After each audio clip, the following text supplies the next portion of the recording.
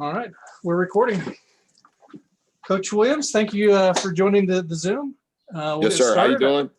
Doing good. I am assuming that Owen Buchanan's got a question, so I'll just go straight to him. Good. Hey, Coach, how are you? Hi, Owen. I just wanted to make sure I said they tell me I've got a 5-second delay, so I wanted to say something first. So get on. Emmanuel's had 2 really strong offensive games in a row. Is that something that you really expect from him, or is it just in those games that's just the way the game came to him? Well, here's the thing. If you start breaking down Olin how he scores, can he get 4 points from the free throw line? Obviously, thus far, he's been able to do that. Can he get 4 points from offensive putbacks? Thus far, he's been able to do that. He's I wouldn't necessarily say he's a prolific scorer, but he has the opportunity to be a very efficient scorer for us because of the ways that he can score. And so he's off to a good start. I think we did right in hindsight by not having him play game number 1. The last 2 games, he's been really, really good.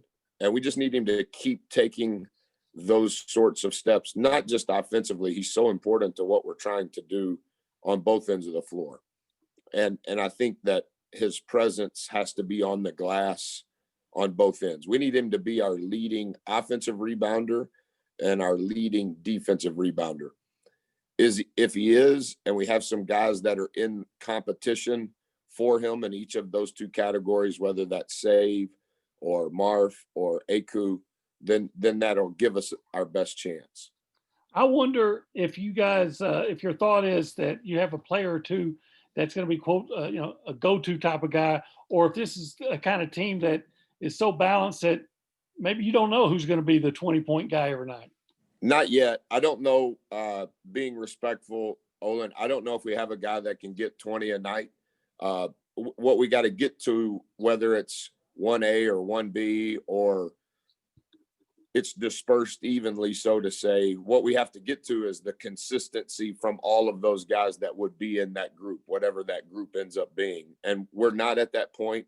Not being sarcastic, I understand we've only played 3 games in an 8-day span, but we need to find some consistency on both sides. But in any category, if we're talking about scoring, we need some consistency, not just from E-Man or Save. We need some consistency. Q and E-Man can't have 10 of our turnovers in game number 3. That's not good from an efficiency standpoint. We can't have Q be plus 20 scorer in game number 1 and then most of the game number 2 in foul trouble. So I understand it's early, but in order for us to have a chance to be consistent, we're going to have some consistency from those guys. Thank you, Coach. Yes, sir. Let's go to Chip Howard from Sports Talk. Coach, what have you seen from TCU as you looked at them so far? They play really, really fast. They have 2 extraordinary guards, number 22, number 1. Inside, number 21 is one of the best offensive rebounders in the country and one of the leading shot blockers in Division I. They play fast, maybe a little faster than you think. For over 40% of their shots have been from 3 thus far through 6 games, and they have 4 guys shooting over 40% from 3. So they're very potent offensively, and we'll have to do an incredible job, better than we've done in the first 3 games, of getting back in transition, because I think that's where they are lethal almost. And then we've got to do a better job than we've done thus far, Chip, of keeping those guys off the glass, because 21 averages 4 offensive rebounds a game. And then one of the things that their reasons they're so fast is 22's averaging 4 defensive rebounds a game, and number 1 through 6 games of his college career is averaging over 3 defensive rebounds. So when those guards get it, a defensive rebound, they don't have to pass it to anybody else, and they're going downhill. And so we'll have to get back in transition.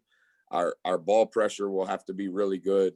We'll have to guard all of their ball screens. They set multiple ball screens per possession. And then we'll have to figure out a way to finish the possession with a rebound because they're so good on the offensive glass. So normally, if your defense is predicated on being focused more in the paint and sometimes giving up threes, if you have a team that shoot threes that well, do you change a little bit from what you would normally do to defend? No, sir. Our defense doesn't change. We tweak it relative to personnel, but relative to the principles that we follow and how we rotate and what our execution is specific to those principles, it doesn't change. Similar to what happened at Missouri last year, I think it also happened, maybe it was against Arkansas. You know, we hope that our defense forces even more threes, not less. Thank you. Next question is from John Wilson from KBTX. Coach, what would you like to see from your team as you face now your first team from another Power 5 conference? I would like us to play way, and that you can say way as many times as you want, harder. We show glimpses of it. I'm not saying we're not playing hard. We're just not playing as hard as we have to play. I think our guys understand that. We're not in a groove relative to the intensity at which we have to play with. And then the byproduct of that, and I think that's revealed in our turnover rate. I think it's also revealed on the glass. A byproduct of how hard we play has to include executing while playing incredibly hard. And so we've got to get those two things matched up, whether we play a Power 5 team at home or on the road. We're going to have to get that paired up so that we have some traction on what we're trying to do on both sides of the ball. Thank you. Yes, sir. All right, let's move to Travis Brown from the Bryan College Station Eagle, and then Gabe Bach. Hey, Coach. Curious, I know you have a little bit of history with Jamie. What's your relationship with him, and how have you seen maybe his coaching style progress from where he was at Pitt to now at TCU? Yeah, I think we've played a Jamie Dixon coach team, Travis, 9 times. So this will be game number 10. Similar to the SEC, in the old Big East, it was an unbalanced schedule except for mirror opponents, similar to the ACC. So I think we didn't play them in year 6 at Marquette because the Big East had changed. And then when we went to Virginia Tech, by then Pitt was in the ACC. So I think it's 9 years we've competed against them, and we've played 9 games, I believe. But one of those years, Travis, they were a mirror opponent. And I think that occurred when we were at Virginia Tech. So this will be game 10 against the Jamie Dixon team. Tony Benford, who's their associate head coach, was with us at Marquette our first 4 years prior to being the head coach at North Texas. So I've known him for a long time, obviously, and I've known Jamie. I don't have a personal relationship with him, obviously. I think he was they've won the conference one time, and I think Jamie hit the shot to win it. And then I think he was on the last team. I think TCU in my lifetime is 1-4 in the NCAA tournament. I think they've been 4 times and won 1 game. And I think the one game, I think Jamie was a senior in college and was a very good player. So I know his story. I know he was in movies and commercials and things like that when he was young. Obviously did an incredible job working for Coach Holland at Pitt, was deserving of the job. And then you look at the consistency of his success at Pitt, it's the best tenure of any coach as far as what he was able to accomplish. And so I'm familiar with his story. We've competed against him. How they play Travis now is a little different than I look through some of my notes from our Pitt notebook. They play completely different than they did the last time we played them. So I think this would be Kevin Stallings was at Pitt 2 years. So I think I guess this has been 4 years since we played a Jamie Dixon team. And then as far as your first real road travel, what's kind of the precautions and how challenging is it going to be to do this pandemic thing on the road for the first time? Yeah, obviously we haven't done it. I think we have tried, like everything else in our program. We handle everything very seriously and try to think through things that are unseen. And so our administration and our support staff has been phenomenal in all of the processes and protocols. Obviously, how we travel is different. How we test is different. How's it going to work when we eat? How's it going to work if we watch tape? Can we watch tape? There's not going to be a shoot around. So we haven't done it, but I, as you know, if you're following this, you know, most of the issues that you're seeing in professional sports and in college athletics happen when you travel. And so we will be as protective and safe as we can possibly be, but we haven't done it yet. And so I don't really know how to answer the question, Travis, better than that. But obviously there's precautions in everything that we're doing every single day, whether we're in College Station or on the road. So we'll handle it as serious as we possibly can, as will our players. Thank you. All right, next up is Gabe Bach from Texas.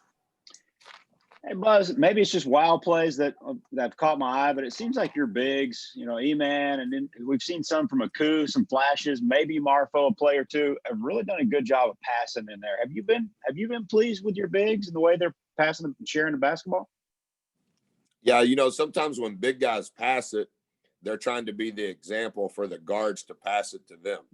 And so it's kind of counterintuitive, but all three of those guys are very unselfish. I don't know that any of them would be considered high assist players, but I think their mentality is to try to make the right play for our team. And similar to what you just said, you can see the intent of their heart relative to trying to make the right play. I thought we did a better job in game 3 of getting the ball inside, which we have to become more effective in that, not necessarily to score. Hopefully we'll score some, but just to get the defense in rotation so that on the pass out, wherever the pass out is, hopefully it's a little bit of a fragmented floor, and that will allow our guards to keep the defense in rotation. So we need all three of those guys, Gabe, to be really, really good for those 40 minutes at the 5. And then obviously E-Man will play minutes not at the 5. But if those three guys could give us 60 to 70 minutes defending their position, getting guys in foul trouble / making free throws, and then also if they can create a shot for a guard or for one another, obviously that's icing on the cake. I think it's a pretty good litmus test against Samuel because he might be legit 6'11". And do you think about sometimes just saying, look, we're going to just force him to get in some tough situations by playing E-Man down there, but then you're going to give up, obviously, the size. How do you go into a matchup like this, and how intriguing is this for future games you play in the SEC about how you'll use E-Man? Yeah, 1,000%. You know, that was the conversation in 2-day prep this morning as we watched tape. I don't know exactly what the numbers will end up being, Gabe, but, you know, 21 has played a lot of minutes and will play as many minutes as he can play, in my opinion, against us and every game going forward for TCU. And I think he does a really good job of not putting himself in a position to get in foul trouble. He got in foul trouble in the first half yesterday against Providence. I think that changes their team. He realizes that. But like his ball screen coverage, how he defends the post, even I think he's averaging 2.5 block shots a game. And a lot of those are coming from the weak side. It's not like 21's guarding Gabe and he blocks Gabe's shot. 21 is guarding Gabe and he blocks Buzz's shot. And so he has a really good barometer for when to be in the fight relative to potential to get a foul and when not to be in a fight, and how he guards ball screens, even in how he rebounds. he's going to get to the weak side. Even if the ball is shot on his side, he does a really good job of he's running to the weak side to be in a position to get a rebound. And so much of the time, you know, he's positioning himself to take his defender out of the play so that he has a chance to make the play. He's as good as I've seen in a long time of when he gets it, he immediately gets it high and he keeps it high, even on rebounds. I mean, he's rebounding the ball above his eyes and taking it to his chin, and then it's immediately back up. And so they've done an incredible job working with him because you can see the things that they spend time emphasizing and making a priority for him to be successful. Thank you, boss. All right, next we have 2 more questions on the queue. So we go to Brent Zwerneman and then Chip Howard. Hey, Buzz, going back to the recruiting process with Hayden Hefner, what first caught your eye about him down there in Nederland? I've known his high school coach, Brent, for forever. You know, I think his high school coach, like others, he knows what he's doing. He coaches them. He does it for the right reasons in the right way. I knew who Hayden was prior to being hired here. We didn't recruit Texas very hard, but just because of the relationships, I think I tried to at least maintain some level of who's this guy and where's this guy and who was associated with who. Obviously, his parents are Aggies. I think, and I could be wrong, Brent, I think he's going to end up having a really good college career. He has a very high IQ. That's partly because he's played a lot. That's partly because he's smart. And I also think that that's partly how he's been coached. You know, he was coached year round at Nederland, and then he was coached in the AAU program that he was a part of. Coach Harrison has always done a really good job and coaches his players really hard. And so he's not scared to be coached. And I think that's always a positive early in your career. He's just got to continue to spend time in the weight room, eat more calories than he burns, because he's picking things up at a very quick rate. And then anybody that has the skill set that he has, I think he's going to find how he gets his shots, when he takes his shots. But, you know, we need him to be way more involved than what he currently is on the glass, particularly from a defensive standpoint. And he understands what we're trying to accomplish, Brent, defensively, but he just doesn't have the force, so to say. He doesn't have the physicality that he will have a year from now. And so these minutes that he has gotten and the minutes that he's going to get, like most freshmen, they're invaluable, and he's learning at a very quick rate. But we've just got to continue to allow him to progress. When I saw him, I kind of had some of those same thoughts. I thought when he shot it, he was going to make it. He didn't shoot bad shots, which helped when he shot it, I thought he was going to make it. I did not think he was soft. I wanted to figure out if he was tough. I absolutely love his grandmother and his mom, and you can tell that they raised him with some moxie. He's quiet by nature, but he is not timid. He's not mild. He's just quiet, and he's quiet because there wasn't a lot of oxygen in the house when his mom and grandmother were there, and he was raised to be quiet when the adults were speaking. But he's grown on me a lot in the 2 months that he's been here. And I told him last week, his mom had texted me, and I told him, I said, your mom said it was okay if I was mean to you. And so now that she's okayed it, I just wanted you to know. And he goes, Coach, you didn't have to ask her for permission. You saw that. So like that he's aware of that, I think is good.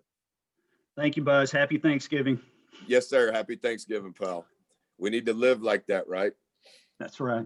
Every time I say it, it convicts me. Like answering all these COVID questions and, hey, what about Jamie? And what about TCU? And what about going on the road? And, you know, you can get lost in all the minutia. And then you realize after all that we've been through for 9 months, we should just be thankful just for this, just to be able to do this Zoom. Like I literally am trying to have like the best attitude of all time with the media, because I should be thankful that I even have this chance to talk to the media. Because when I was growing up, I didn't know there was media. I thought I was going to be the high school coach in Van Alstyne. So I'm actually saying happy Thanksgiving, not to be sarcastic, but it's like a subliminal reminder to me that I need to be more grateful. Amen to that. Thank you, Buzz. Yes, sir, pal. All right, we got one more question from Chip Howard at Sports Buzz, Talk. to that end, a couple of coaches last week, including Coach K, came out and all but said, I think maybe we should shut down right now. Obviously, there's lots of opinions and we're in new territory, but how do you feel about that? Or how would you feel about that if they said, hey, we're just going to have to take a break for 2 or 3 or 4 weeks because so many teams are having can't play? Yeah. So I'm not going to get on the imaginary soapbox that maybe I would have, nor even think that I should be in the mix with Coach K in regards to my opinion counting as much as his. This is what I would say, Chip, and this is as transparent as I could be. I think the first 100 days of this, I really struggled. I think I struggled like, who am I and what am I going to do since I can't go to work? I think I struggled trying to figure out how to be a better husband, how to be a better dad. And I got emotionally out of sorts on trying to figure out how to control the first ever pandemic I had been a part of. And then in that mix of time, I was hell bent on giving my opinion on all of these Zooms with all the smart people, with all the people that were making decisions. I wanted my opinion to matter. And the more I did that, the more twisted up I became in regards to, well, this person said this and that person said that. And then I began to judge, well, why did they say that? And they were saying it because it benefits them, but it's not right for us. And so I just stopped. I just quit partaking in it because it was making me worse, not better. And so what I've tried to do, Chip, to answer your question is this. If you, for some reason, trusted me to take care of your son or daughter, what would I do? And how would I do it? And then for some reason, if there was a Zoom camera in our gym or everywhere I went when your son or daughter was in my presence, but you were on mute, but you were watching and listening to what I was saying, you just couldn't say anything. While on mute, would you agree with what I was doing and how we were doing it? And so specific to all that we're trying to accomplish, I want the mothers and fathers of the children that trusted us. I want that what we do and what we say and how we treat them amidst all that's going on, I don't want it to be based on the result of the game against UTRGV or the game at TCU. I want to do what's right for their life. I want to do what's right for their heart. I want to do what's right for their soul. And I want to do what's right for their mental and physical health.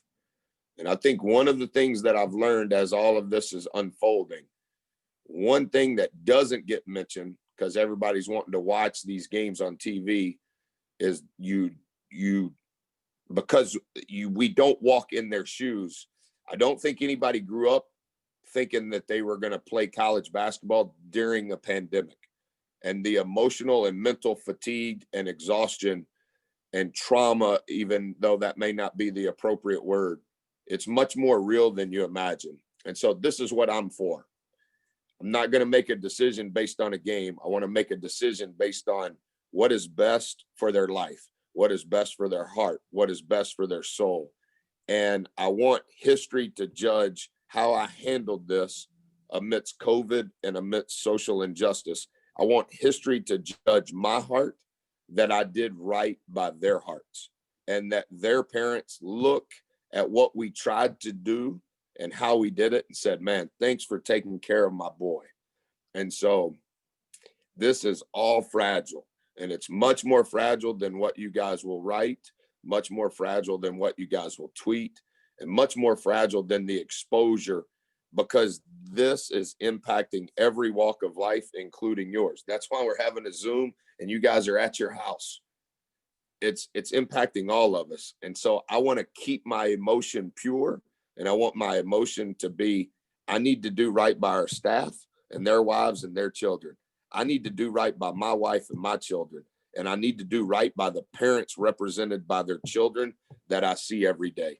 And it doesn't need to be based on a game. It doesn't need to be based on the name of the jersey that we wear. It doesn't need to be based on how much money I get paid. It needs to be based on what's right for their life, so that when they are my age, they look back at this time that was unexpected and they go, man, that was a lot of stuff, but he did right by my life. That's probably enough before I get emotional, but you can record that, Chip, and tweet it out and say it's going to be on your radio show today. Happy Thanksgiving, guys. Thanks, Coach.